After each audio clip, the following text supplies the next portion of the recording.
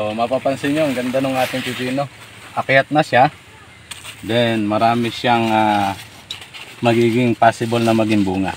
Pataas yan, puro bulaklak yan. Ayan, ayan, ayan. Ayan. Yan yung status ng pipino natin. So nakakatuwa dahil sana makaharvest tayo ng marami. Pero ang ginagawa natin, kasi nakaharvest na tayo ngayon,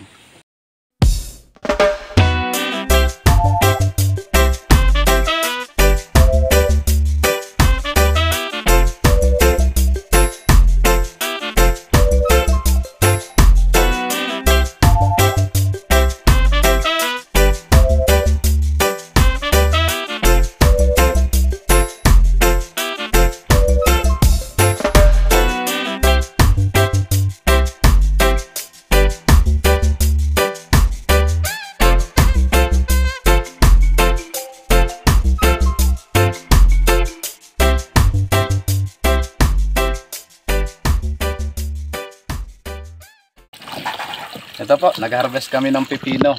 So, pagka-harvest namin ng pipino, kasi yung iba niya nakalapat sa lupa. Kaya medyo hinuhugasan natin siya.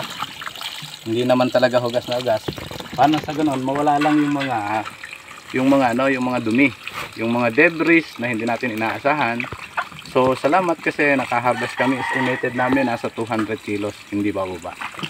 So, sana maging maayos pa, dumami pa yung ating pipino. Ang pinapakita lang namin, katulad nito, medyo nakalapat siya sa lupa, kaya natural lamang na hugasan natin bago natin ilagay sa plastic. So siguro magbabandel kami nito doon sa tabing kalsada sa bahay. Dito lang namin ginagawa, nililinis namin. Para sa ganon, paglalagay sa plastic, pagbabandel, malinis na siya. So ganun lang. Ayun pa yung aming ibang harvest sa likod.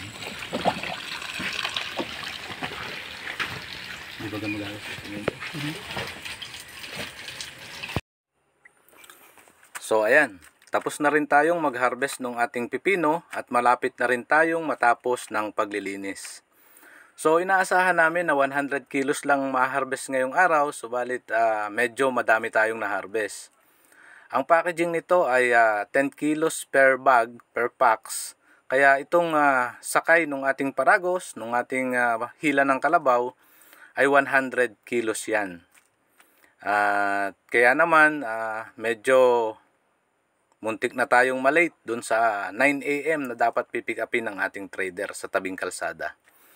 So ayan, yung pangalawang deliver ng ating kalabaw, ayan, nakalagay yan sa sako, ay estimated natin ang isang sako ay 50 kilos. Kaya mahigit na 100 kilos yung karga niya ngayon. So mabilis na yung aming kilos dito dahil baka malate tayo.